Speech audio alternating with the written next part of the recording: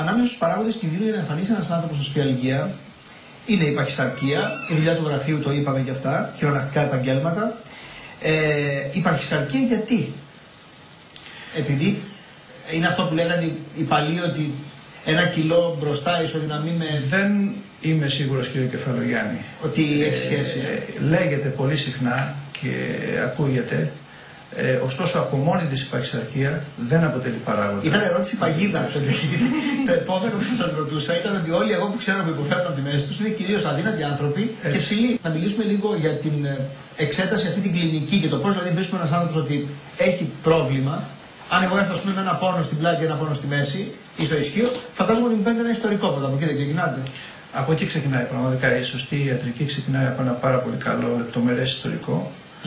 Από την εφηβική ηλικία, τις συνήθειες, διατροφικές συνήθειες, το κάπνισμα αν υπάρχει. Το επόμενο είναι μια λεπτομερής κλινική εξέταση.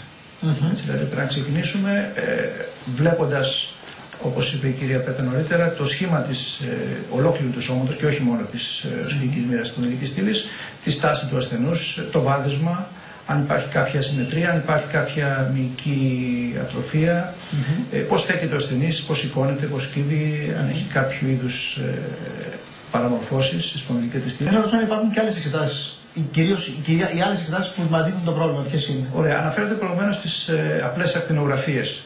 Θα ήθελα να πω ότι λίγο θα πρέπει ίσως να αποφεύγονται σε περιπτώσεις ως φιαλγίας για τον απλούστατο λόγο ότι δεν δίνουν τις πληροφορίες που θα περίμενε κάποιος να δώσουν. Πολλοί κόσμος δεν το ξέρετε. Πιστεύω ότι μια ακτινογραφία ακόμα είναι αξιόλογη πηγή πληροφοριών. Ίσως είναι για περιπτώσεις σοβαρών τραυματισμών της πονδυλικής στήλης. Αλλά μόνο εκεί λέτε.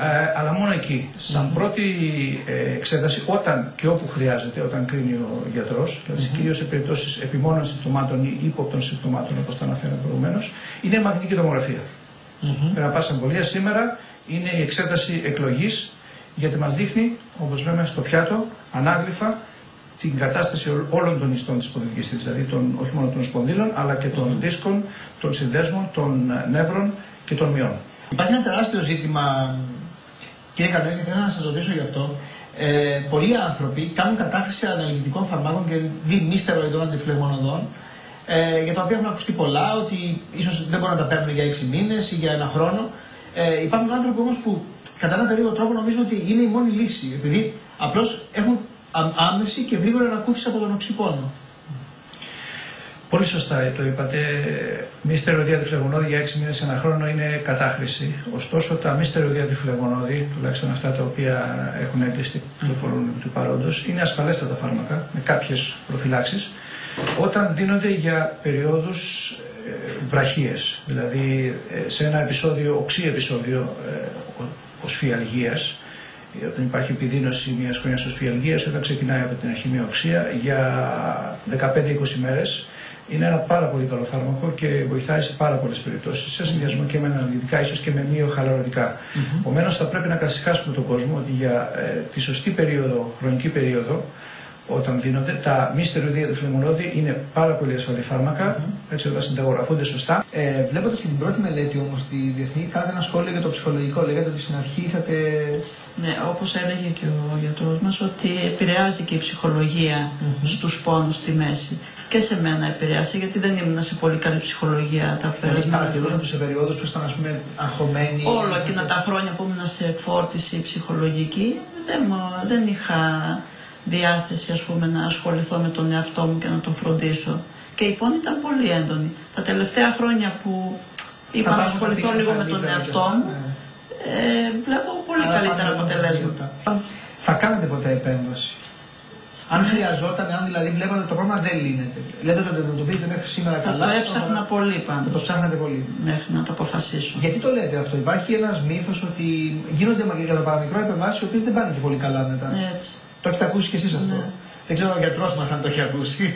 Το έχω ακούσει, είναι πολύ διαδεδομένο, αλλά θα ήθελα να πω το εξής, ότι όσο πραγματικά λάθος είναι το να καταφεύγουμε σε επεμβάσεις νωρίς και εκεί που δεν χρειάζεται, άλλο τόσο λάθος είναι και να στερούμε τους ασθενείς από μια επέμβαση η οποία θα μπορούσε να τους αλλάξει τη ζωή προς το καλύτερο. Όταν είναι χρήσιμη. Όταν είναι χρήσιμη ακριβώς.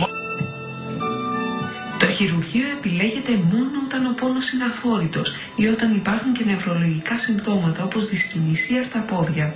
Η παλιά κλασική επέμβαση πλέον αποφεύγεται αφού προϋποθέτει μεγάλη ουλή και μεταχειρητικό πόνο. Η μικροδισκεκτομή είναι η βελτιωμένη εξέλιξη της παλιάς επέμβασης. Εσείς τι λέτε τελικά για τις εγχειρήσεις για να δώσουμε μια ορθή απάντηση στον κόσμο? Θα είμαι ξεκάθαρος. Το α και το ω στη χειρουργική της πονδικής στήλης είναι σωστή ένδειξη. Μόνο αν υπάρχει ένδειξη. Μόνο αν υπάρχει ένδειξη, αλλά υπάρχει συγκεκριμένη ένδειξη με τη συγκεκριμένη επέμβαση. Μία κουβέντα για να κλείσουμε. Έχετε ένα παράπονο που θέλετε να εκφράσετε? Νομίζω και αν πάρετε απάντηση και θα είμαι και εγώ χαρούμενος. Όχι, έχω αυτή την απορία ότι έχοντας κάποιο πρόβλημα κάποιος και πηγαίνοντας σε διάφορους ειδικούς γιατρούς για να το μάθει, ο καθένας λέει άλλη γνώμη. Δηλαδή, παράδειγμα, στη δική μου περίπτωση, άλλος μου έλεγε κάνει χειρουργείο, άλλος μην το κάνεις, δεν χρειάζεται. Οπότε εκεί πελαγώνει ο κάθε ασθενής και δεν ξέρει ποιο είναι το σωστό. Εσείς απαντάτε εδώ τώρα?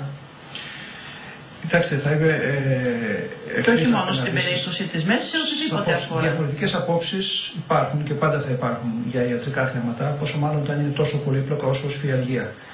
Ωστόσο, είναι ευθύνη του γιατρού να δείξει ακριβώς στον ασθενή ποιες δυνατότητες υπάρχουν να λυθεί το πρόβλημά του και ποιες πιθανότητες υπάρχουν για κάθε λύση που θα του προτείνει. Ελπίζουμε να κάνετε ενδιαφέρουσες απαντήσεις για τον πόνο στη μέση και θα τα πούμε την ερχόμενη εβδομάδα. Μέχρι τότε να είστε όλοι καλά. Γεια σας.